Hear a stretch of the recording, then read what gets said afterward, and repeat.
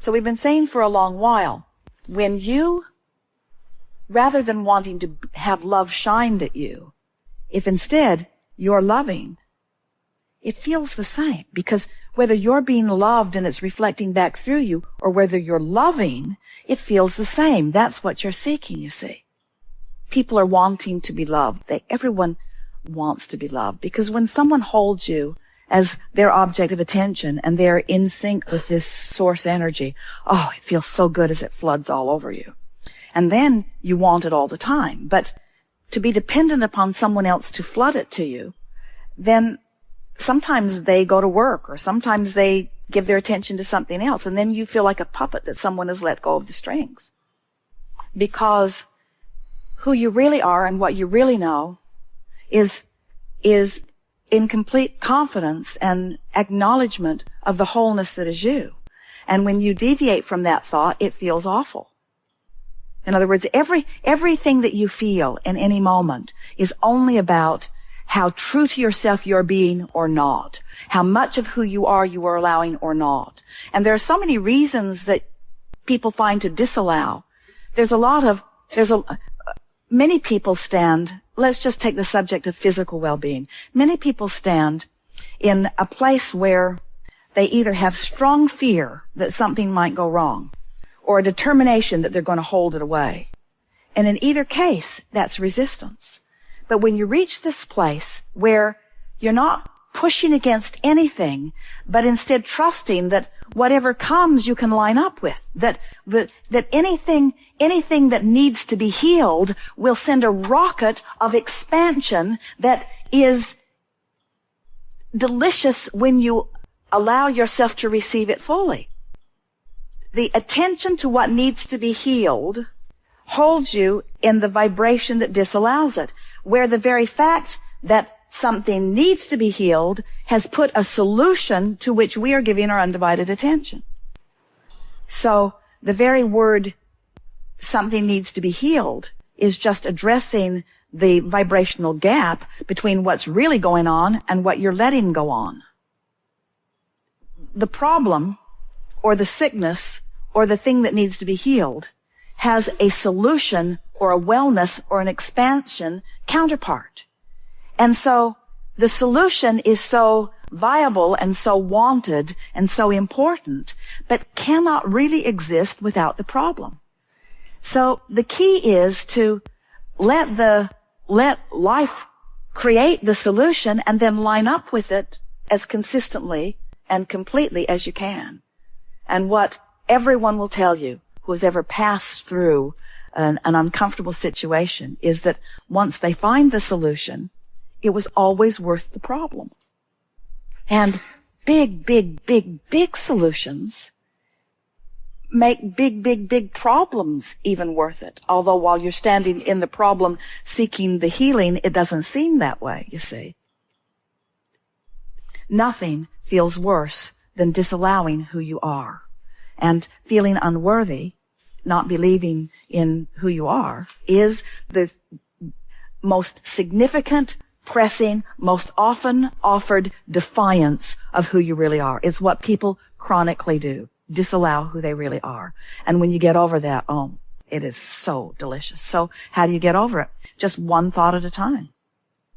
Why do you think that you don't believe in your well-being or in your goodness? Or better question, how does it show up to you? What manifests that let you know it? Not letting the energy flow is what exhausts you. When it flows, it's exhilarating, you see. People are reflecting back to you how you feel. They're not reflecting back to you who you are. They're certainly not reflecting back to you who you really are. All they're doing is giving you feedback about how you feel. Doesn't that make it feel different? In other words, I don't feel that I'm good enough, and you are confirming that you don't think I'm good enough, but the reason you don't think I'm good enough is because I don't think I'm good enough. We're just caught in this spiral, aren't we? So you need to start thinking I'm good enough so that I can feel that I'm good enough. Doesn't work that way, does it? So we'll ask you some questions. Do you think it's possible that you can feel differently about yourself than you have before? Do you think that sometimes you are sure that you're good enough? Do you think that that feeling is really more about your alignment with your inner being than anything else? Do you think that you have the ability to align with your inner being eventually on most subjects? Do you think that some subjects are easier than others? Do you think that it would be prudent to spend a little time on those easy subjects? Do you think that since some subjects are easy and the whole goal is to be lined up with who you are, do you think that it doesn't matter what subject lines you up? Just pick the easy one and line up? So, doesn't it feel silly in light of this to start with the hard thing and then beat yourself up on it? So, right now, you've got to feel good enough. In other words, here you are. Seriously. Everybody has a vortex. Everybody has a vibrational relationship to the vortex. And you can't, this is the thing that Esther's just figuring out. She can't ask Barbara to fix something so that she can feel better. Barbara can't give it to her. Karen can't give it to her. Mark can't give it to her. Mike can't give it to her. All these lovely people that are around, all they can do is move things around. Maybe distract her, but they can't. In other words, it's not their job to soothe Esther, and it's not your job to soothe anybody else. You live through the clarity of your example, you see. And so, when you have a desire to tune into who you are, and you do it on a really regular basis, then it's like you can't give alignment to anyone else. You can just confirm their alignment or their misalignment.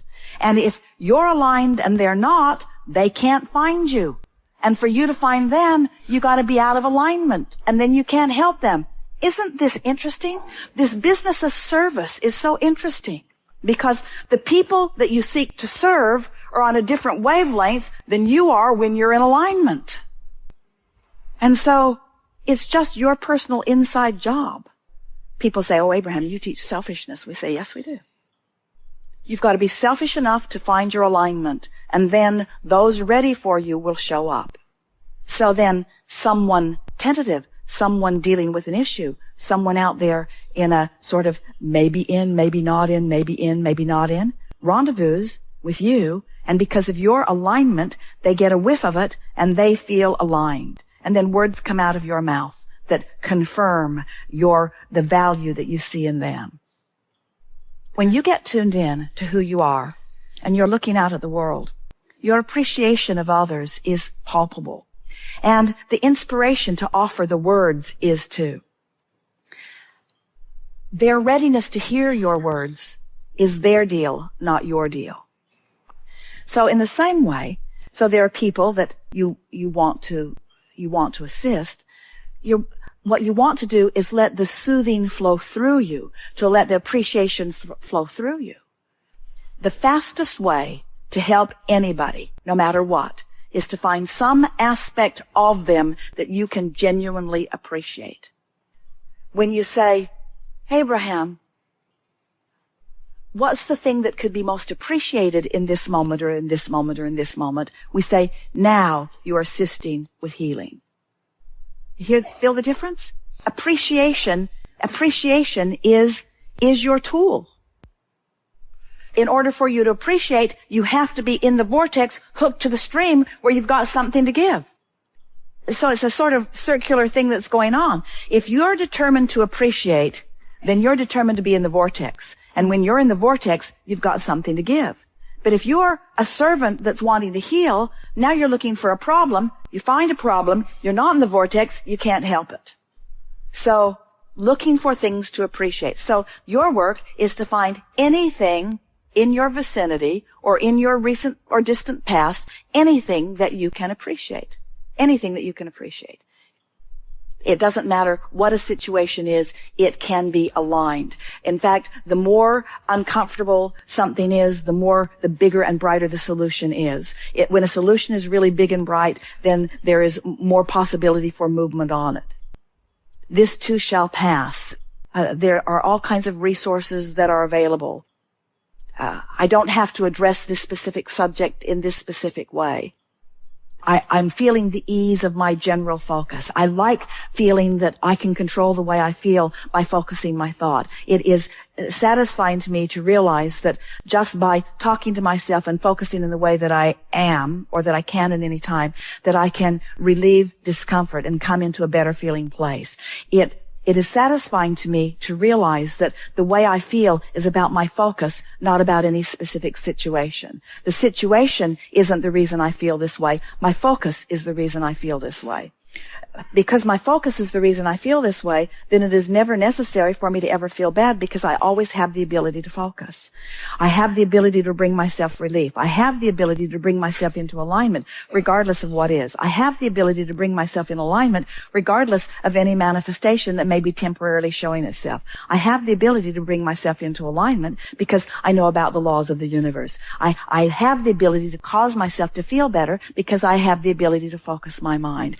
I like knowing that as I find this general place where I am generally feeling discomfort, but it's much less acute than it was before, that I am in a vicinity where I can feel better and better. I like knowing about the laws of the universe. I like knowing that there are no exceptions to the laws of the universe.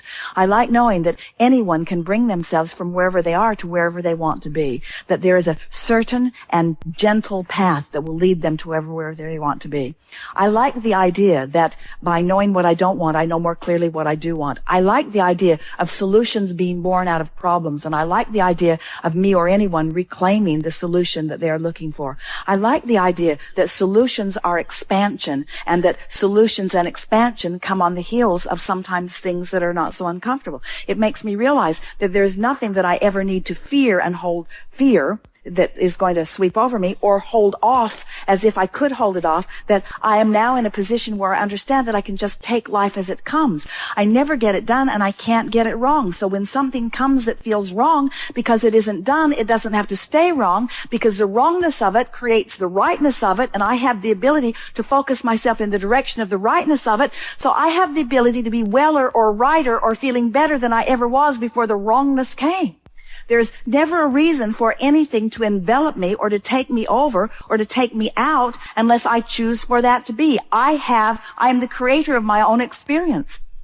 Everything that I have chosen is for the purpose of what's in my vortex. There are all kinds of things in my vortex that I don't even realize that I put there, that in combination have caused different things to happen. I actually am calling things through me, and in calling them through me for the purpose of using my conscious ability and my emotional guidance system to line up with them, so that I can understand that I'm the creator of my own experience. I'm playing life in a really big game, and the stakes get higher and higher and higher and more fun. When you're really good at creating, and you've created everything in the world that you can think of, why not find some way to bring yourself to a new and deeper emotional level so that you can, in a very sensitive way, discover newness in life that you've never been able to discover before? I've witnessed so many people who have moved through things like this, who are richer and deeper and living better lives than they've ever lived before, who will say again and again, I wouldn't give that experience up for anything because of the expansion that I've discovered. Expansion that I do not believe I would have discovered in any other way, or at least not as quickly or as profoundly. There is never a reason for me to fear or worry about anything. Everything is always working out for me. I came to be a deliberate creator, and a deliberate creator I be. I came to be a joyous deliberate creator, and a joyful deliberate creator I be. There is never a reason for me to ever fear anything or to be guarded against anything. It's just this wonderful mix of life experience that's giving me opportunities to expand and to reclaim constantly my newfound beingness of who I am. I embrace life in all of its contrast, because I know in all of it there is only joyful expansion that has been set up for me. Doesn't that feel nice?